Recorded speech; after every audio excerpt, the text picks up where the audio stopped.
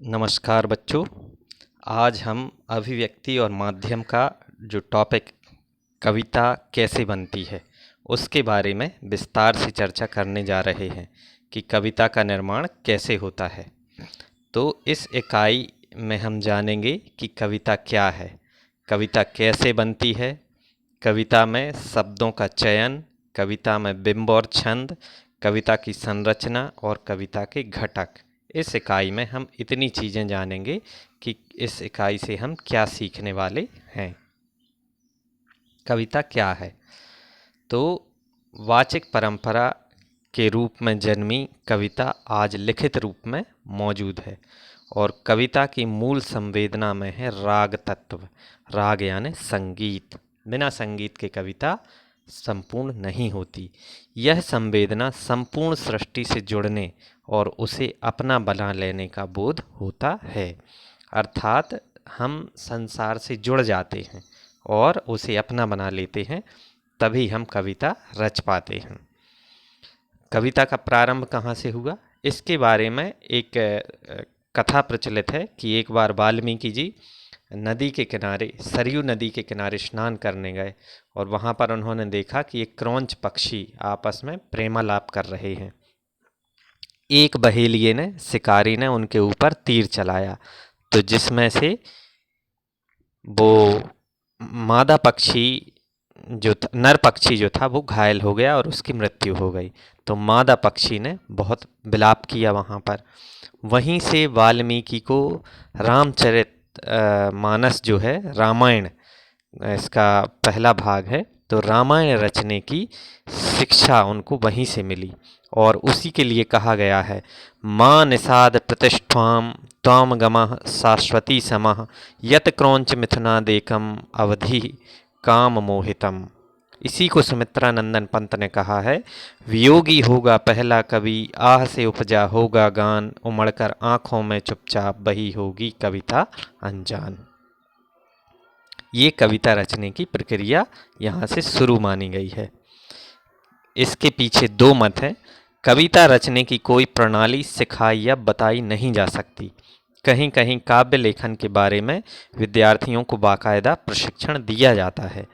सवाल यह भी है कि चित्रकला, संगीत कला, नृत्य कला आदि सिखाई जाती है, तो कविता क्यों नहीं? कविता भी सिखानी चाहिए।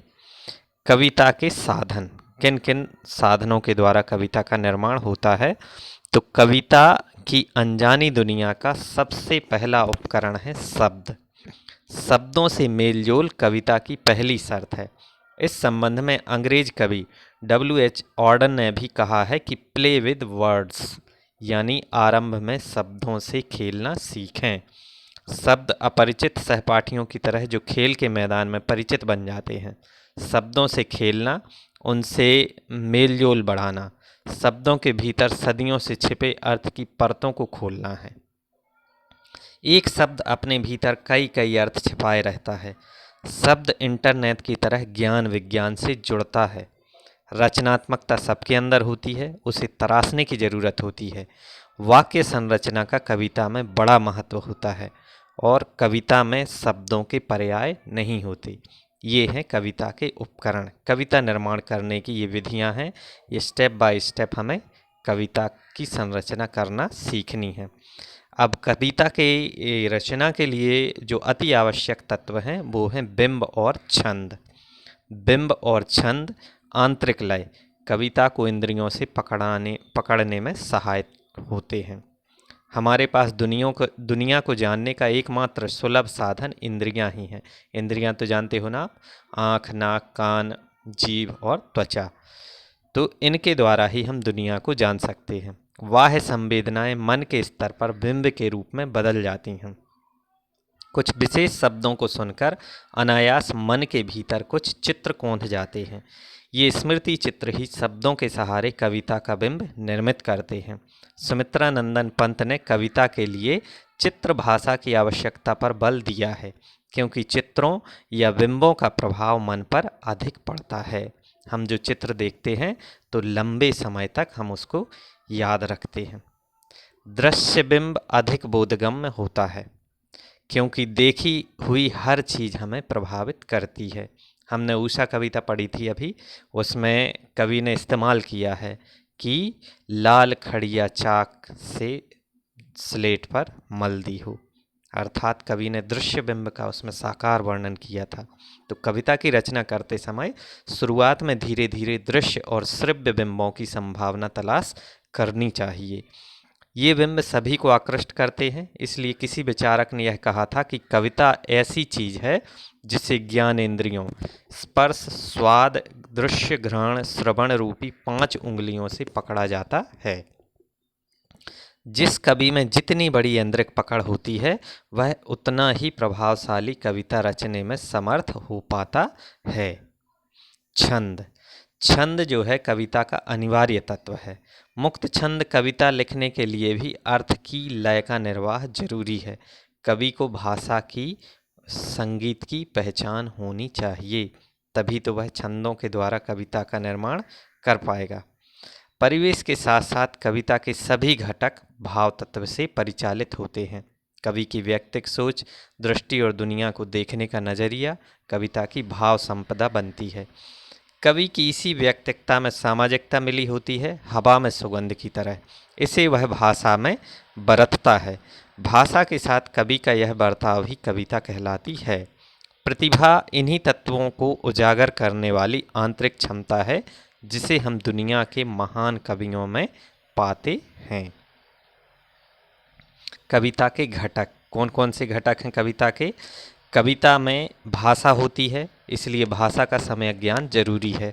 भाषा शब्दों से बनती है, शब्दों का एक विन्यास होता है जिसे वाक्य कहा जाता है। भाषा प्रचलित एवं सहज हो, पर संरचना ऐसी कि पाठक को नई लगे। कविता में संकेतों का बड़ा महत्व होता है, इसलिए यहाँ तक कि 2 पंक्तियों के बीच का खाली स्थान भी कुछ कह रहा होता है। वाक्य गठन की जो विशिष्ट प्रणालियाँ होती हैं उन्हें शैली कहा जाता है, इसलिए विभिन्न काव्य शैलियों का ज्ञान भी हमें जरूरी है।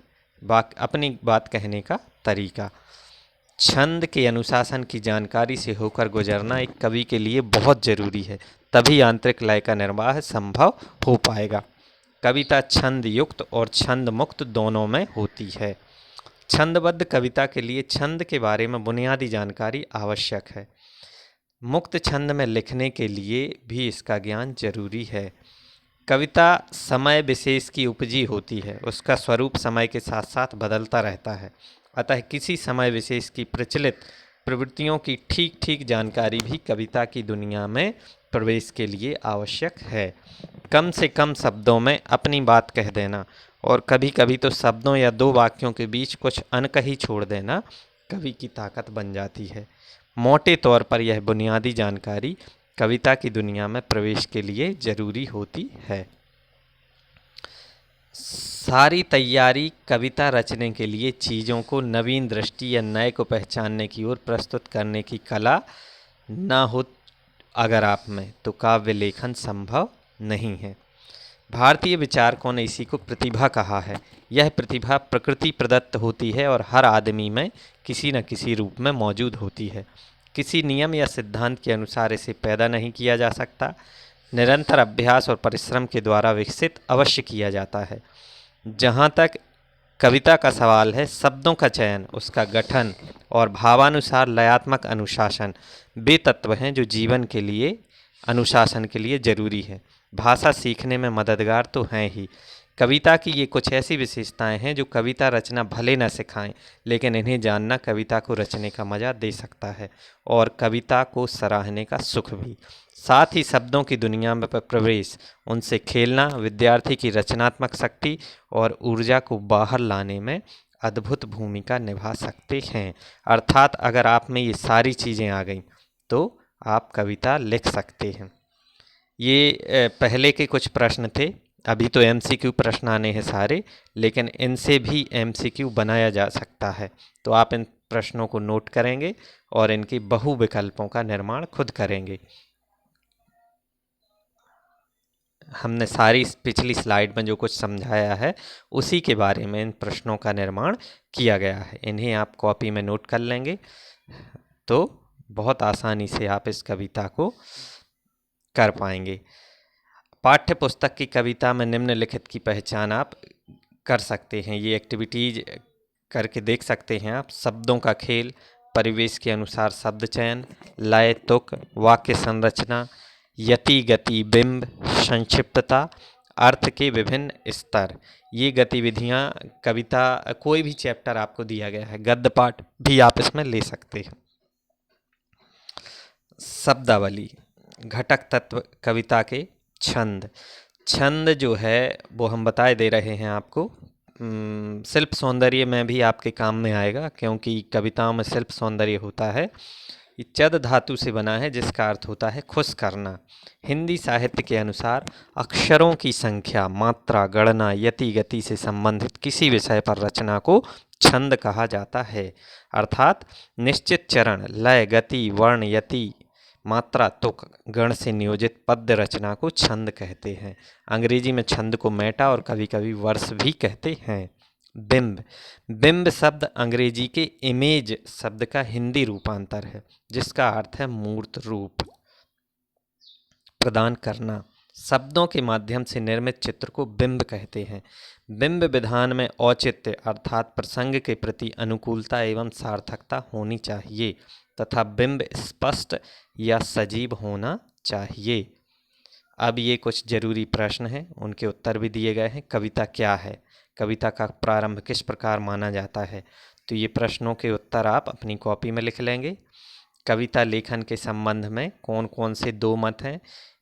कविता लेखन की कला को प्रशिक्षण द्वारा नहीं सिखाया जाता और अन्य कलाओं की भांति शिक्षण के द्वारा कविता को सरल बनाया जा सकता है, अर्थात कविता लेखन का शिक्षण होना चाहिए। इसलिए आपसे स्कूल में विभिन्न गतिविधियों के दौरान काव्य पाठ कराया जाता है, सीसीए में कराया जाता है, सोशल साइंस एग्जीबिशन के दौरान कराया जाता है।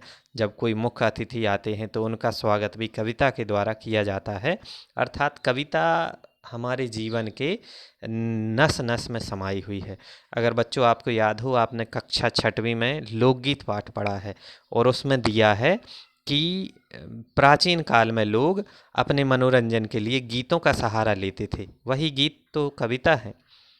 खेतों की कटाई के समय के गीत, बच्चे के पैदा होने के समय के गीत, खाना बनाने के समय के गीत, यहाँ तक कि महिलाओं ने कपड़े धोते समय भी उसके अवसर के निर्माण के गीत तैयार कर लिए। ये कहलाती है प्रतिभा, सृजनात्मकता। और उस समय कविता बोली जाती थी, लिखी नहीं जाती थी। आजकल कविता को शब्दों का रूप दिया जाने लगा, लिखने लगा। तो कविता लेखन के लिए किन किन बातों का होना जरूरी है, ये इस प्रश्न में दिया है उत्तर में। कविता लेखन में छंदों तथा बिंबों की क्या भूमिका होती है, स्पष्ट कीजिए। तो कविता लेखन में छंद अनिवार्य तत्व है। छंद के अनुशासन की जानकारी के बिना आंतरिक लय का निर्माण असंभव है। बिंबों की भूमिका, बिंब को इंद्रियों से पकड़ने में सहायक है। कविता लिखते समय बाह्य संवेदनाएं मन के स्तर पर बिंब के रूप में बदल जाती हैं। बिंब या चित्र का प्रभाव मन पर अधिक पड़ता है। कविता की रचना करते समय शुरुआत में दृश्य और श्रव्य बिंब की संभावना तलाश करनी चाहिए। ये कविता लेखन के निर्माण की प्रक्रिया से संबंधित जानकारी थी, जो मैंने आप लोगों तक पहुंचाने का प्रयास किया। आशा है आप लोगों को ये चैप्टर पसंद आया होगा। धन्यवाद।